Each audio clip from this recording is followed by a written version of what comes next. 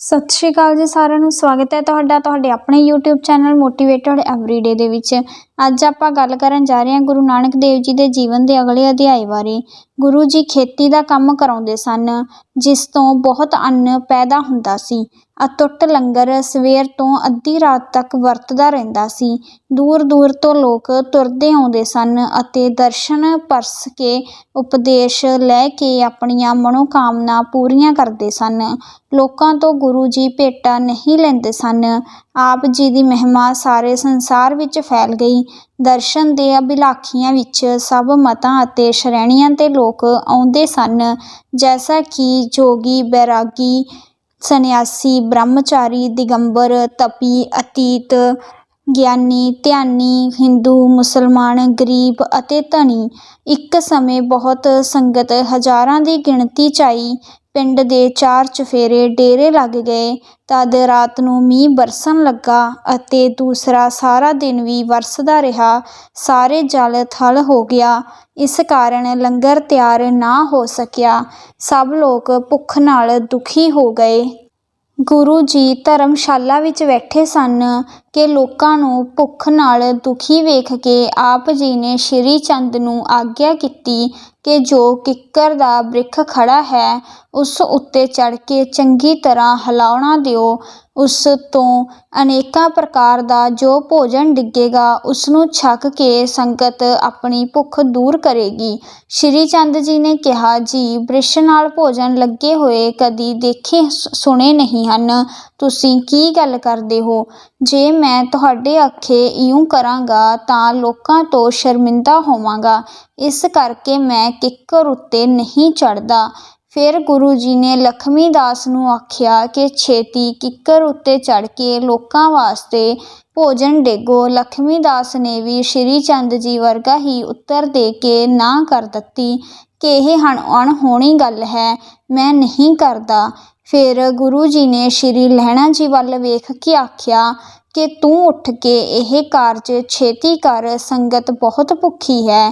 ਗੁਰੂ ਜੀ ਦਾ ਹੁਕਮ ਸੁਣ ਕੇ ਲਹਿਣਾ ਜੀ ਨੇ ਤਤਛਿਣ ਹੀ ਉੱਠ ਕੇ ਸੰਗਤ ਨੂੰ ਬੁਲਾ ਲਿਆ ਅਤੇ ਜਦ ਕਿੱਕਰ ਉੱਤੇ ਚੜ੍ਹ ਕੇ ਉਸਨੂੰ ਜ਼ੋਰ ਨਾਲ ਹਿਲਾਇਆ ਤਾਂ ਉਸ ਉੱਤੋਂ ਲੱਡੂ, ਜਲੇਬੀ ਅਤੇ ਪੂਰੀ ਆਦਿਕ ਪਦਾਰਥ ਡਿੱਗੇ, ਜਿਸ ਨੂੰ ਛਕ ਕੇ ਸੰਗਤਾਂ ਤ੍ਰਿਪਤ ਹੋ ਗਈਆਂ।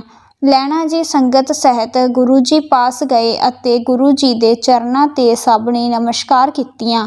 ਇਹ ਅਸਚਰਜ ਕੌਤਕ ਵੇਖ ਕੇ ਆਪ ਜੀ ਪਾਸ ਬਹੁਤ ਭੀੜ ਲੱਗੀ ਰਹਿੰਦੀ।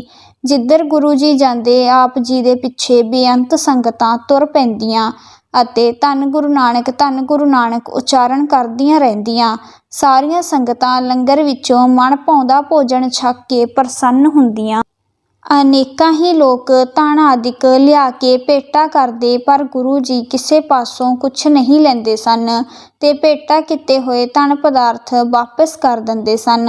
ਸਭਾ ਪਹਿਰ ਰਾਤ ਰਹਿੰਦੀ। ਗੁਰੂ ਜੀ ਰਾਵੀ ਦੇ ਜਲ ਵਿੱਚ ਜਾ ਕੇ ਦਿਨ ਚੜ੍ਹਨ ਤੱਕ ਖੜੇ ਰਹਿੰਦੇ ਸਨ। ਇਸ ਸਮੇਂ ਲਹਿਣਾ ਜੀ ਆਪ ਜੀ ਦੇ ਨਾਲ ਜਾ ਕੇ ਕਿਨਾਰੇ ਉੱਤੇ ਆਪ ਜੀ ਦੇ ਬਸਤਰ ਫੜ ਕੇ ਬੈਠੇ ਰਹਿੰਦੇ ਸਨ। ਇੱਕ ਦਿਨ ਸਿਆਲੇ ਦੀ ਰੁੱਤ ਸੀ ਤੇ ਮੀਂਹ ਵੀ ਬਹੁਤ ਪਿਆ ਸੀ। ਲਹਿਣਾ ਜੀ ਰਾਵੀ ਦੇ ਕਿਨਾਰੇ ਬੈਠੇ ਸਰਦੀ ਨਾਲ ਬੇਸੁੱਧ ਹੋ ਕੇ ਧਰਤੀ 'ਤੇ ਡਿੱਗ ਪਏ ਅਤੇ ਗੁਰੂ ਜੀ ਦੇ ਬਸਤਰ ਵੀ ਹੱਥ ਵਿੱਚੋਂ ਡਿੱਗ ਪਏ। ਗੁਰੂ ਜੀ ਨੇ ਜਦ ਇਸਨੂੰ ਇਸ ਤਰ੍ਹਾਂ ਵੇਖਿਆ ਤਾਂ ਝਟਪਟ ਪਾਣੀ ਵਿੱਚੋਂ ਬਾਹਰ ਆਣ ਕੇ ਆਪਣਾ ਚਰਨ ਲਹਿਣਾ ਜੀ ਦੇ ਮੱਥੇ ਨੂੰ ਛੁਹਾਇਆ। ਆਪ ਜੀ ਦੀ ਚਰਨ ਛੂਹ ਨਾਲ ਜਦ ਲਹਿਣਾ ਜੀ ਨੂੰ ਸੁਰਤ ਆ ਗਈ ਤਾਂ ਆਪ ਜੀ ਨੇ ਪੁੱਛਿਆ, ਪੁਰਖਾ ਤੇਰੇ ਨਾਲ ਕੀ ਵਾਰਤਾ ਬੀਤੀ ਹੈ? ਲਹਿਣਾ ਜੀ ਨੇ ਹੱਥ ਜੋੜ ਕੇ ਕਿਹਾ, ਮਹਾਰਾਜ, ਠੰਡ ਨਾਲ ਮੈਂ ਬੇਸੁਰਤ ਹੋ ਗਿਆ ਸਾਂ। ਆਪ ਜੀ ਦੀ ਚਰਨ ਛੂਹ ਨਾਲ ਸਰਦੀ ਦੂਰ ਹੋ ਗਈ ਹੈ ਤੇ ਹੁਣ ਮੈਂ ਹੋਸ਼ ਵਿੱਚ ਹਾਂ। ਗੁਰੂ ਜੀ ਨੇ ਕਿਹਾ, ਪੁਰਖਾ, ਅਸੀਂ ਜੋ ਤਪ ਕਰਦੇ ਹਾਂ ਅਤੇ ਸਖਤ ਘਾਲਣਾ ਘਾਲਦੇ ਹਾਂ, ਇਹ ਸਭ ਆਪਣੇ ਸ਼ਰਧਾਵਾਨ ਸਿੱਖ ਵਾਸਤੇ ਕਰਦੇ ਹਾਂ। ਫਿਰ ਗੁਰੂ ਜੀ ਨੇ ਨਗਰ ਦੇ ਨੇੜੇ ਬਾਹਰ ਇੱਕ ਚੰਗਾ ਸਥਾਨ ਵੇਖ ਕੇ ਆਪਣੇ ਵਾਸਤੇ ਇੱਕ ਛੋਟੀ ਜਿਹੀ ਕੁਟੀਆ ਬਣਵਾਈ, ਜਿਸ ਵਿੱਚ ਹੋਰ ਕੋਈ ਦੂਸਰਾ ਆਦਮੀ ਨਹੀਂ ਬੈਠ ਸਕਦਾ ਸੀ, ਅਤੇ ਹੇਠਾਂ ਰੋੜ ਵਿਛਾ ਲਏ। ਅੰਮ੍ਰਿਤ ਵੇਲੇ ਇਸ਼ਨਾਨ ਕਰਨ ਵਾਸਤੇ ਹੀ ਉਹ ਕੁਟੀਆ ਵਿੱਚੋਂ ਉੱਠ ਕੇ ਬਾਹਰ ਜਾਂਦੇ ਸਨ, ਨਹੀਂ ਤਾਂ ਅੱਠੇ ਪਹਿਰ ਉਸ ਵਿੱਚ ਹੀ ਬੈਠੇ ਜਾਂ ਲੰਬੇ ਪਏ ਰਹਿੰਦੇ ਸਨ। ਦਰਸ਼ਨ ਕਰਨ ਵਾਲੀਆਂ ਸੰਗਤਾਂ ਦੀ ਕੁਟੀਆ ਤੋਂ ਬਾਹਰ ਭੀੜ ਲੱਗੀ ਰਹਿੰਦੀ ਸੀ। ਲਾਂਗਰੀ ਜਦ ਭੋਜਨ ਤਿਆਰ ਕਰਕੇ ਸੱਦਣ ਆਉਂਦਾ ਤਾਂ ਉਸ ਨਾਲ ਡੇਰੇ ਜਾ ਕੇ ਪ੍ਰਸ਼ਾਦ ਛਕ ਕੇ ਫਿਰ ਕੁਟੀਆ ਵਿੱਚ ਆ ਜਾਂਦੇ। ਇਸ ਤਰ੍ਹਾਂ ਕੁਝ ਸਮਾਂ ਬੀਤ ਗਿਆ ਤਾਂ ਆਪ ਜੀ ਨੇ ਭੋਜਨ ਛਕਣਾ ਵੀ ਤਿਆਗ ਦਿੱਤਾ, ਕੇਵਲ ਅੱਕ ਦਾ ਫੁੱਲ ਹੀ ਮੰਗਵਾ ਕੇ ਛਕਦੇ ਸਨ। ਕਦੀ ਆਪ ਜੀ ਲੱਕ, ਕੁਪੀਨ ਤੇ ਸਿਰ ਤੇ ਪਰਨਾ ਲੈ ਕੇ ਹੀ ਕੁਟੀਆ ਤੋਂ ਬਾਹਰ 2 ਕੋਹਾਂ ਦੇ ਚੱਕਰ ਵਿੱਚ ਸਾਰਾ ਦਿਨ ਤੁਰੇ ਫਿਰਦੇ ਅਤੇ ਬਾਣੀ ਉਚਾਰਦੇ ਰਹਿੰਦੇ। ਜਦ ਰਾਤ ਪੈਂਦੀ ਤਾਂ ਕੁਟੀਆ ਵਿੱਚ ਆ ਬਿਰਾਜਦੇ ਅਤੇ ਰੋੜਾਂ ਦੀ ਸੇਜਾਂ ਉੱਤੇ ਲੰਮੇ ਪਏ ਰਹਿੰਦੇ। ਕੁਝ ਚਿਰ ਉਪਰੰਤ ਗੁਰੂ ਜੀ ਨੇ ਅੱਕ ਦਾ ਫੁੱਲ ਖਾਣਾ ਵੀ ਬੰਦ ਕਰ ਦਿੱਤਾ ਅਤੇ ਇੱਕ ਮਾਸਾ ਰੇਤ ਦਾ ਛਕਣਾ ਆਰੰਭ ਕਰ ਦਿੱਤਾ ਅਤੇ ਮੁਖ ਤੋਂ ਨੌ ਸੁਹਾਵਾ ਵਖਤ ਸੁਹਾਵਾ ਉਚਾਰਨ ਕਰਦੇ। ਜਿਹੜੇ ਪੁਰਸ਼ ਆਪ ਜੀ ਦੇ ਦਰਸ਼ਨ ਕਰਨ ਆਪ ਜੀ ਦੇ ਚਰਨਾਂ ਤੇ ਮੱਥਾ ਟੇਕਦੇ, ਉਹਨਾਂ ਨੂੰ ਆਪ ਜੀ ਕਹਿੰਦੇ, ਪੁਰਖਾ ਬਸ ਕਰ, ਤੇਰਾ ਭਲਾ ਹੋਵੇ। ਸਤਨਾਮ ਦਾ ਸਿਮਰਨ ਕਰ, ਸਾਰੇ ਦੁੱਖ ਨਾਸ਼ ਹੋ ਜਾਣਗੇ। ਗੁਰੂ ਜੀ ਨੇ ਕੁਝ ਦਿਨ ਇਸ ਤਰ੍ਹਾਂ ਹੀ ਬਤੀਤ ਕੀਤੇ। ਆਪ ਜੀ ਦੇ ਦਰਸ਼ਨ ਕਰਕੇ ਅਤੇ ਉਪਦੇਸ਼ ਸੁਣ ਕੇ ਅਨੇਕਾਂ ਦਾ ਉਧਾਰ ਹੋਇਆ। ਇਸ ਤਰ੍ਹਾਂ ਜਦ ਕਈ ਵਰਸ਼ ਨਾਮਦਾਨ ਦ੍ਰਿੜਾਉਂਦਿਆਂ ਬਤੀਤ ਹੋ ਗਏ ਅਤੇ ਸਿੱਖ ਸੰਗਤਾਂ ਵਿੱਚ ਭਗਤੀ ਦਾ ਬਹੁਤ ਪ੍ਰਕਾਸ਼ ਹੋ ਗਿਆ, ਤਦ ਗੁਰੂ ਜੀ ਨੇ ਪਰਖਣ ਵਾਸਤੇ ਵਿਚਾਰ ਕੀਤੀ। ਇਹ ਵਿਚਾਰ ਕਰਕੇ ਗੁਰੂ ਜੀ ਨੇ ਆਪਣੇ ਸਿੱਖ ਸੇਵਕਾਂ ਨੂੰ ਕਿਹਾ ਕਿ ਅੱਜ ਤੋਂ ਲੰਗਰ ਇੱਕ ਵੇਲੇ ਹੋਇਆ ਕਰੇਗਾ। ਖੇਤੀ ਦਾ ਕੰਮ ਬੜੇ ਜ਼ੋਰ ਨਾਲ ਕਰਿਆ ਕਰੋ, ਜਿਸ ਨਾਲ ਅੰਨ ਬਹੁਤ ਹੋਵੇ। ਜਦ ਸਿੱਖਾਂ ਨੇ ਇੱਕ ਵਾਰ ਦਿਹਾੜੀ ਵਿੱਚ ਲੰਗਰ ਵਰਤਦਾ ਵੇਖਿਆ ਤਾਂ ਬਹੁਤ ਸਿੱਖ ਕਰਤਾਰਪੁਰ ਛੱਡ ਕੇ ਘਰਾਂ ਨੂੰ ਚਲੇ ਗਏ। ਕਈ ਸਿਆਣੇ ਸਿੱਖ ਹਲ ਵਾਹੁੰਦੇ ਅਤੇ ਇੱਕ ਡੰਗ ਰੋਟੀ ਖਾ ਕੇ ਗੁਜ਼ਾਰਾ ਕਰਦੇ ਰਹੇ। ਉਪਰੰਤ ਉਹ ਛੱਡ ਕੇ ਘਰਾਂ ਨੂੰ ਚਲੇ ਗਏ। ਜਦ ਪਿੱਛੇ ਅੱਧੇ ਕੁ ਸਿੱਖ ਰਹਿ ਗਏ ਤਾਂ ਗੁਰੂ ਜੀ ਸਭ ਨੂੰ ਕਿਹਾ, ਵਾਹੀ ਦਾ ਕੰਮ ਮਨ ਲਾ ਕੇ ਕਰਿਆ ਕਰੋ ਤੇ ਲੰਗਰ ਦੂਸਰੇ ਦਿਨ ਕਰਿਆ ਕਰੋ। ਜਦ 10 ਕੁ ਦਿਨ ਇਸ ਤਰ੍ਹਾਂ ਬੀਤ ਗਏ ਤਾਂ ਬਹੁਤ ਸਾਰੇ ਸਿੱਖ ਭੁੱਖ ਤੋਂ ਤੰਗ ਆ ਕੇ ਘਰਾਂ ਨੂੰ ਚਲੇ ਗਏ। ਪਿੱਛੇ ਥੋੜ੍ਹੇ ਹੀ ਸਿੱਖ ਹਲ ਵਾਹੁਣ ਵਾਲੇ ਰਹਿ ਗਏ, ਜਿਨ੍ਹਾਂ ਨੇ ਪ੍ਰਣ ਕਰ ਲਿਆ ਕਿ ਭਾਵੇਂ ਕੁਝ ਹੋਵੇ ਅਸੀਂ ਘਰਾਂ ਨੂੰ ਨਹੀਂ ਜਾਵਾਂਗੇ, ਆਪਣੀ ਵਾਹੀ ਦੀ ਕਾਰ ਭੁੱਖੇ ਰਹਿ ਕੇ ਵੀ ਕਰਦੇ ਰਹਾਂਗੇ। ਇਹਨਾਂ ਸਿੱਖਾਂ ਦਾ ਇਸ ਤਰ੍ਹਾਂ ਦ੍ਰਿੜ ਨਿਸ਼ਚਾ ਵੇਖ ਕੇ ਕੁਝ ਦਿਨ ਕਰਕੇ ਗੁਰੂ ਜੀ ਨੇ ਹੁਕਮ ਦਿੱਤਾ ਕਿ ਲੰਗਰ ਰੋਜ਼ 2 ਵੇਲੇ ਵਰਤਿਆ ਕਰੇਗਾ। ਜਦ ਸਮਾਂ ਪਾ ਕੇ ਖੇਤੀ ਪੱਕ ਕੇ ਤਿਆਰ ਹੋ ਗਈ ਤਾਂ ਸਿੱਖਾਂ ਨੇ ਪੁੱਛਿਆ, ਮਹਾਰਾਜ ਹੁਣ ਕੀ ਹੁਕਮ ਹੈ? ਗੁਰੂ ਜੀ ਨੇ ਕਿਹਾ, ਖੇਤੀ ਵੱਢ ਕੇ ਖਲਵਾੜੇ ਲਾ ਦਿਓ। ਜਦ ਖਲਵਾੜੇ ਲੱਗ ਗਏ ਤਾਂ ਸਿੱਖਾਂ ਨੇ ਪੁੱਛਿਆ, ਮਹਾਰਾਜ ਜੀ ਆਗਿਆ ਕਰੋ, ਹੁਣ ਇਸ ਨੂੰ ਕੀ ਕਰਨਾ ਹੈ? ਤਦ ਗੁਰੂ ਜੀ ਨੇ ਆਪ ਜਾ ਕੇ ਖਲਵਾੜੇ ਲੱਗੇ ਹੋਏ ਵੇਖ ਕੇ ਖੇਤੀ ਕਰਨ ਵਾਲੇ ਸਿੱਖਾਂ ਨੂੰ ਸ਼ਾਬਾਸ਼ ਦਿੱਤੀ ਅਤੇ ਕਿਹਾ ਕਿ ਤੁਹਾਡੀ ਕਾਲ ਥਾਂ ਪੈ ਗਈ ਹੈ। ਜੋ ਤੁਸਾਂ ਨੇ ਮਿਹਨਤ ਕੀਤੀ ਹੈ, ਗੁਰੂ ਵਾਸਤੇ ਕਾਰ ਕਰਕੇ ਇਹ ਢੇਰ ਲਾਏ ਹਨ। ਹੁਣ ਤੁਸੀਂ ਸਾਡਾ ਬਚਨ ਮੰਨ ਕੇ ਇਸ ਸਾਰੀ ਅੱਗ ਨੂੰ ਸਾੜ ਦਿਓ। ਇਹ ਬਚਨ ਸੁਣ ਕੇ ਸਿੱਖ ਹੈਰਾਨ ਰਹਿ ਗਏ ਕਿ ਇੰਨੀ ਮਿਹਨਤ ਨਾਲ ਪੈਦਾ ਕੀਤਾ ਹੋਇਆ ਇੰਨਾ ਅੰਨ ਸਾੜ ਦੇਣ ਵਾਸਤੇ ਕਹਿੰਦੇ ਹਨ। ਅਸੀਂ ਆਪਣੀ ਹੱਥੀਂ ਤਾਂ ਇਸ ਨੂੰ ਫੂਕ ਨਹੀਂ ਸਕਦੇ। ਇਹ ਆਖ ਕੇ ਕੁਝ ਸਿੱਖ ਪਿੱਛੇ ਹਟ ਗਏ, ਪਰ ਕਈਆਂ ਨੇ ਵਿਚਾਰਿਆ ਕਿ ਸਾਨੂੰ ਹਾਨੀ ਲਾਭ ਨਾਲ ਨਹੀਂ ਵੇਖਣਾ ਚਾਹੀਦਾ, ਗੁਰੂ ਜੀ ਦੀ ਆਗਿਆ ਦਾ ਪਾਲਣ ਕਰਨਾ ਚਾਹੀਦਾ ਹੈ। ਉਹਨਾਂ ਨੇ ਤੁਰੰਤ ਹੀ ਅੱਗ ਲਾ ਦਿੱਤੀ, ਜਿਨ੍ਹਾਂ ਨਾਲ ਸਾਰਾ ਖਲਵਾੜਾ ਸਵਾਹ ਹੋ ਗਿਆ। ਫਿਰ ਕੁਝ ਸਮਾਂ ਬੀਤ ਗਿਆ ਤਾਂ ਗੁਰੂ ਜੀ ਨੇ ਇੱਕ ਹੋਰ ਸਾਂਗ ਰਚਨਾ ਕੀਤੀ। ਲੱਕ ਨਾਲ ਛੁਰਾ ਬੰਨ੍ਹ ਲਿਆ ਤੇ ਆਪਣਾ ਭਿਆਨਕ ਡਰਾਉਣਾ ਰੂਪ ਬਣਾ ਲਿਆ। ਆਪਣੇ ਅੱਗੇ ਕੁਝ ਸੂਰੀਆਂ ਲਾ ਲਈਆਂ ਤੇ ਪਿੱਛੇ ਕੁਝ ਕੁੱਤੇ। ਆਪ ਪਿੰਡ ਤੋਂ ਬਾਹਰ ਨਿਕਲ ਕੇ ਖੜੋ ਗਏ। ਇਹ ਕੌਤਕ ਵੇਖ ਕੇ ਸਿੱਖਾਂ ਦੇ ਮਨ ਇਉਂ ਡੋਲ ਗਏ ਜਿਵੇਂ ਹਨੇਰੀ ਬਿਰਛ ਹਿੱਲਦੇ ਹਨ।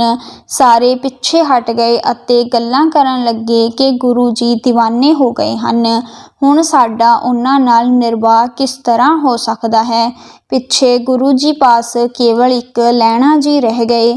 ਜਦ ਗੁਰੂ ਜੀ ਨੇ ਪੁੱਛਿਆ ਕਿ ਤੂੰ ਕਿਉਂ ਨਹੀਂ ਜਾਂਦਾ, ਤਦ ਲਹਿਣਾ ਜੀ ਨੇ ਕਿਹਾ, ਮੈਂ ਆਪਣਾ ਮਨ ਤਨ ਭੇਟ ਕਰ ਦਿੱਤਾ ਹੋਇਆ ਹੈ, ਮੈਂ ਕਿੱਥੇ ਜਾਵਾਂ। ਤਾਂ ਗੁਰੂ ਜੀ ਸ਼ਬਦ ਉੱਚੀ ਉੱਚੀ ਪੜ੍ਹਦੇ ਹੋਏ ਉਜਾੜ ਵਿੱਚ ਚਲੇ ਗਏ। ਆਪ ਜੀ ਦਾ ਮੁਖ ਦਾ ਤੇਜ ਸੂਰਜ ਵਾਂਗ ਚਮਕਣ ਲੱਗ ਪਿਆ ਤੇ ਐਸਾ ਤੇਜਵਾਨ ਹੋ ਗਿਆ ਕਿ ਵੇਖਿਆ ਨਾ ਜਾਵੇ। ਇਸ ਸਮੇਂ ਲਹਿਣਾ ਜੀ ਨੇ ਹੱਥ ਜੋੜ ਕੇ ਆਖਿਆ, ਹੇ ਪ੍ਰਭੂ, ਆਪ ਜੀ ਦਾ ਅਸਚਰਜ ਸਵਾਂਗ ਵੇਖ ਕੇ ਭਾਵੇਂ ਸਾਰੇ ਸਾਥ ਛੱਡ ਗਏ ਹਨ, ਪਰ ਮੈਂ ਆਪਣਾ ਤਨ ਮਨ ਤੁਹਾਨੂੰ ਦੇ ਚੁੱਕਾ ਹਾਂ। ਮਾਰੋ ਭਾਵੇਂ ਰੱਖੋ, ਮੈਂ ਛੱਡ ਕੇ ਨਹੀਂ ਜਾਵਾਂਗਾ। ਪਰ ਤੁਸਾਂ ਇਹ ਸਾਂਗ ਕਿਉਂ ਧਾਰਨ ਕੀਤਾ ਹੈ। ਗੁਰੂ ਜੀ ਨੇ ਕਿਹਾ, ਸਾਡੇ ਮਨ ਇਸ ਤਰ੍ਹਾਂ ਹੀ ਆਈ ਹੈ ਕਿ ਮੇਰੇ ਪਾਸ ਕੋਈ ਮਨੁੱਖ ਨਾ ਹੋਵੇ। ਤੂੰ ਦੇਰ ਕਿਉਂ ਲਾਈ ਹੈ, ਜਾ ਦੌੜ ਜਾ, ਬਚਨ ਮੰਨ ਕੇ ਵਾਪਿਸ ਚਲਿਆ ਜਾ। ਲਹਿਣਾ ਜੀ ਨੇ ਹੱਥ ਜੋੜ ਕੇ ਆਖਿਆ, ਗੁਰੂ ਜੀ ਦੀ ਆਗਿਆ ਨਾ ਮੋੜਨ ਵਾਲੀ ਹੁੰਦੀ ਹੈ, ਮੈਂ ਸਿਰ ਮੱਥੇ ਤੇ ਮੰਨਦਾ ਹਾਂ। ਇਹ ਆਖ ਕੇ ਜਦ ਲਹਿਣਾ ਜੀ ਪਿੱਛੇ ਪਰਤ ਪਏ, ਤਦ ਗੁਰੂ ਜੀ ਨੇ ਕਿਹਾ, ਦੌੜ ਜਾਓ, ਪਿੱਛੇ ਮੁੜ ਕੇ ਵੇਖਾਂਗਾ ਤਾਂ ਆਪਣਾ ਕੀਤਾ ਪਾਵੇਗਾ। ਲਹਿਣਾ ਜੀ ਬਚਨ ਸੁਣ ਕੇ ਦੌੜ ਕੇ ਪਿੰਡ ਆ ਗਏ। ਅੱਗੇ ਕੁਝ ਸਿੱਖ ਬੈਠੇ ਸਨ। ਉਹਨਾਂ ਨੇ ਪੁੱਛਿਆ, ਤੇਰੇ ਨਾਲ ਕੀ ਬੀਤਿਆ ਹੈ, ਤੈਨੂੰ ਸਾਹ ਚੜ੍ਹਿਆ ਹੋਇਆ ਹੈ ਅਤੇ ਪਸੀਨੇ ਨਾਲ ਸਰੀਰ ਭਿੱਜਿਆ ਹੋਇਆ ਹੈ। ਲਹਿਣਾ ਜੀ ਨੇ ਬੜੇ ਪ੍ਰੇਮ ਨਾਲ ਦੱਸਿਆ ਕਿ ਕਲਯੁਗ ਦੇ ਜੀਵਾਂ ਦੇ ਉਧਾਰ ਵਾਸਤੇ ਕਰਤਾਰ ਨੇ ਰੂਪ ਧਾਰਨ ਕੀਤਾ। ਇਹਨਾਂ ਨੂੰ ਮਨੁੱਖ ਰੂਪ ਸਮਝ ਕੇ ਭਰਮ ਨਹੀਂ ਕਰਨਾ ਚਾਹੀਦਾ। ਸਿੱਖਾਂ ਨੂੰ ਪਰਖਣ ਦੀ ਮਰਿਆਦਾ ਮੁੱਢ ਤੋਂ ਚੱਲੀ ਆਈ ਹੈ। ਜਿਸ ਤਰ੍ਹਾਂ ਵਿਸ਼ਵਾਮਿੱਤਰ ਨੇ ਰਾਜਾ ਹਰੀ ਚੰਦ ਨੂੰ ਪਰਖਿਆ ਸੀ, ਸ਼ਿਵ ਰਾਜਾ ਕਬੂਤਰ ਵਾਸਤੇ ਆਪਣਾ ਮਾਸ ਦੇ ਕੇ ਪ੍ਰੀਖਿਆ